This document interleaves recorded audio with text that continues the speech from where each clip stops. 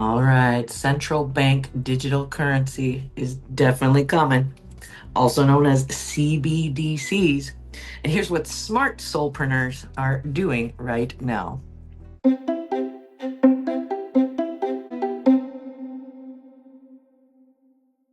If you're new to my channel, by the way, I'm Trina, your intuitive guide with a chakra vibe, helping you navigate life's energies. Well, everyone's freaking out about CBDCs right now. Control grids, digital money coming, collapse of the system. But here's the truth nobody's talking about. The smart soulpreneurs, they're not panicking, they're positioning. But let's look a little bit at what Andre recently posted on his website. In order to understand it, you have to put yourself in the mindset of these central planners, the people who influence the world's policies. Here's the core problem that they have. The first major problem is AI and automation. Once AI is allowed to be unleashed into the economy, it's going to displace a lot of jobs. It's going to be painful because not everyone will be able to adapt. But let's say they do. Let's say, optimistically speaking, AI becomes so productive that we find ourselves in a perfect utopian world of abundance where no one needs to work. What's going to happen then? I think inevitably we're going to need some sort of universal basic income. If that happens, though, that's going to give society way too much free time, and people will start waking up. They'll start organizing. The political process becomes a real thing again. And that's not good if you're a central planner, because you want to be in control of that system and you want people to be reliant on it. And you want people to be too busy thinking about how to pay their bills, right? That's problem number one, and it needs to be solved. Problem number two, though, is the US has almost $40 trillion in debt. It's growing faster than the economy, and now with yields going up, the cost of that debt is growing faster and faster. So how do you solve that problem? The way to solve it is that you find someone else to hold the debt for you.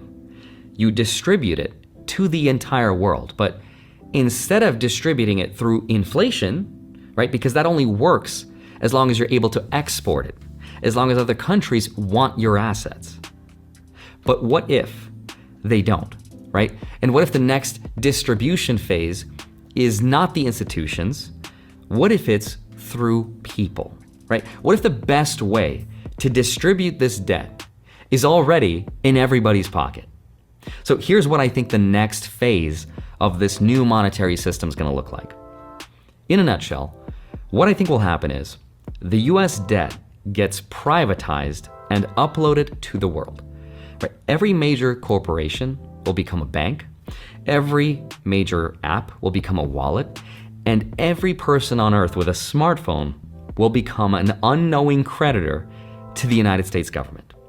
They will solve the debt problem and the AI problem at the same time with a digital currency system that funds the government, controls the UBI payments that feeds the people that lost their jobs to AI in the first place, and it gives the central planners a button that they can turn on or off for every single person's financial life. Oh yeah, hold on. That sounds crazy, right? What does that even look like? All right, so imagine Tesla announces a digital wallet. You load it up with dollars, Tesla takes those dollars and invests them into US Treasury bonds earning, let's say, 4 or 5%. Tesla keeps a little, passes some back to you in the form of rewards, discounts on your next car, maybe charging credits, maybe an actual yield, right? You're happy because your money's working for you. Tesla's happy because they're earning a spread on their deposits, and the US government is happy because someone bought more of their debt. Now multiply that across every major corporation on earth. You'll get Apple Wallet, Amazon Wallet, McDonald's Wallet, Google Pay with yield, every airline, every retailer, every platform we already use. All of them will become distribution channels for US government debt. All of them holding US treasuries as the backing for whatever digital asset or rewards program they'll offer you.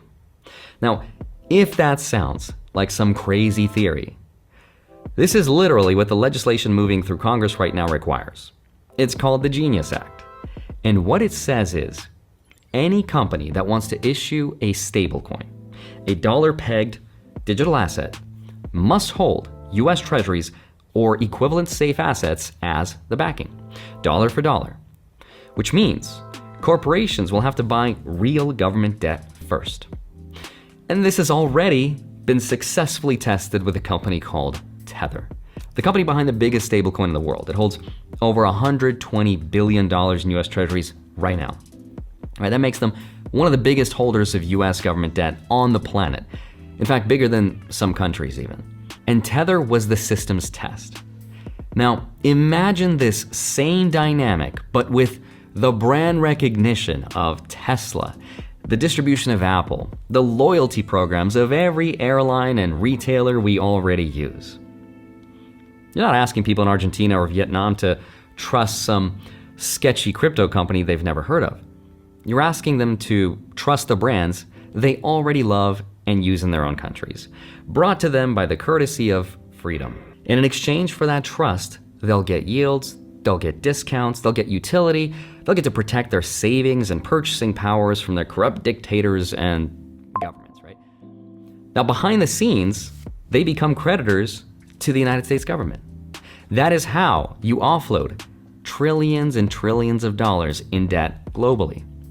All you need is CBDCs, legislation, and 8 billion smartphones.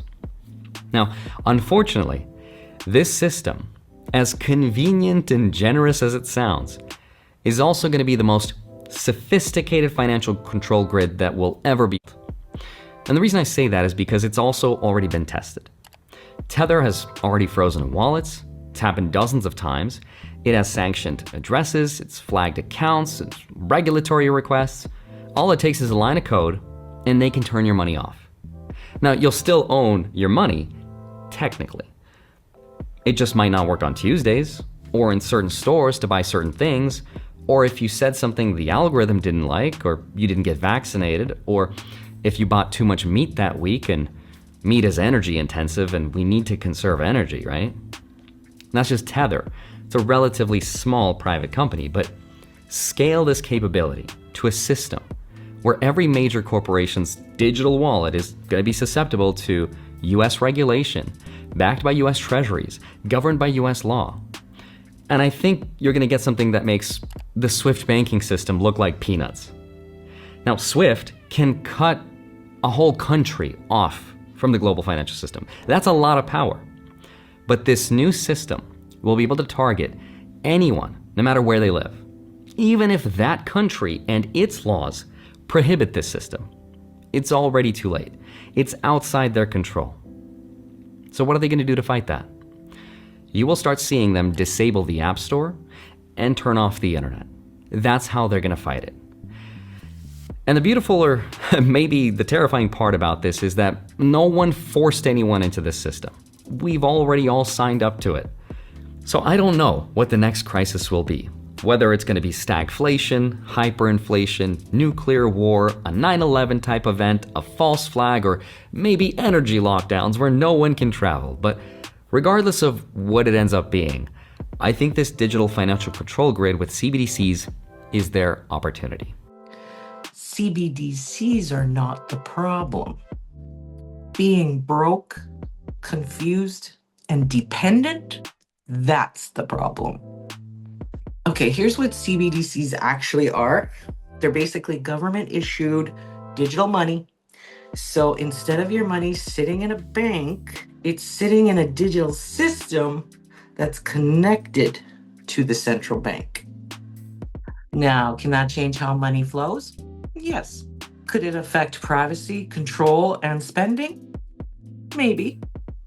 Probably. But here's what I need you to understand.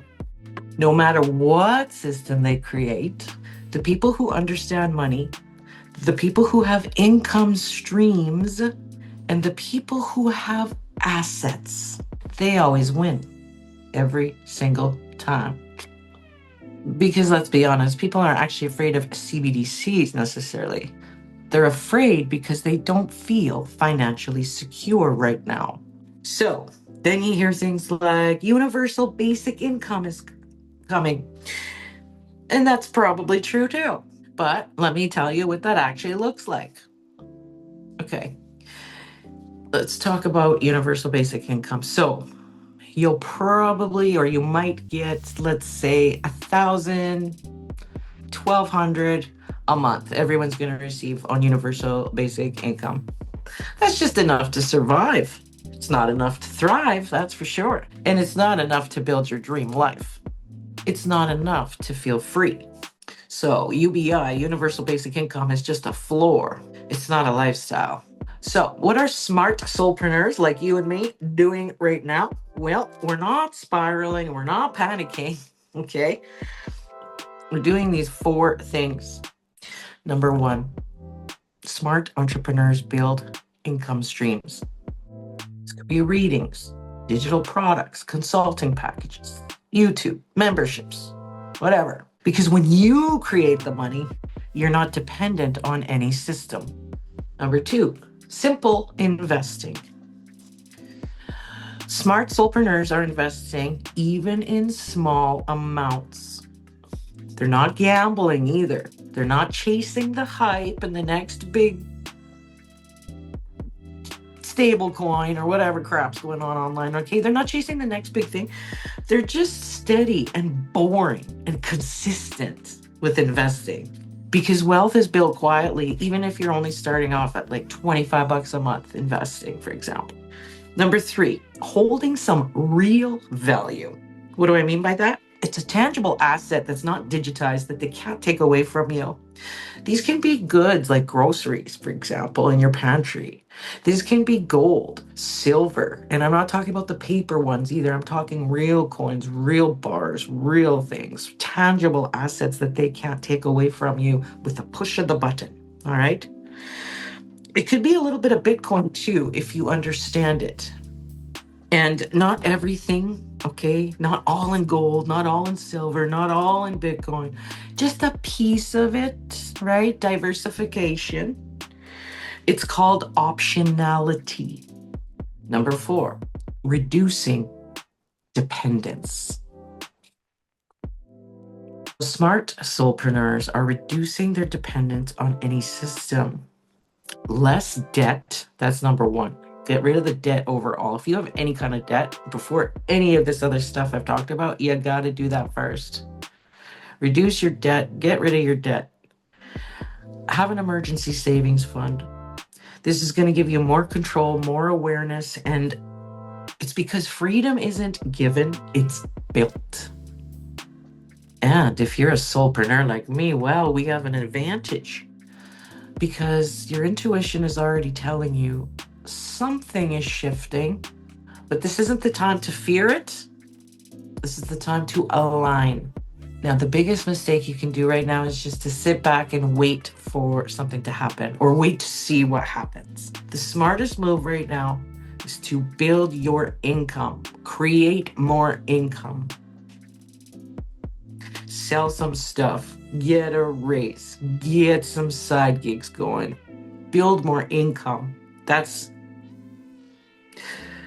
one of the number 1 things to do right now. Build your skills. Okay, learn some of the old ways. For example, today I learned how to make yeast out of potatoes. And tomorrow I'm going to make a wonderful loaf of bread with my own yeast.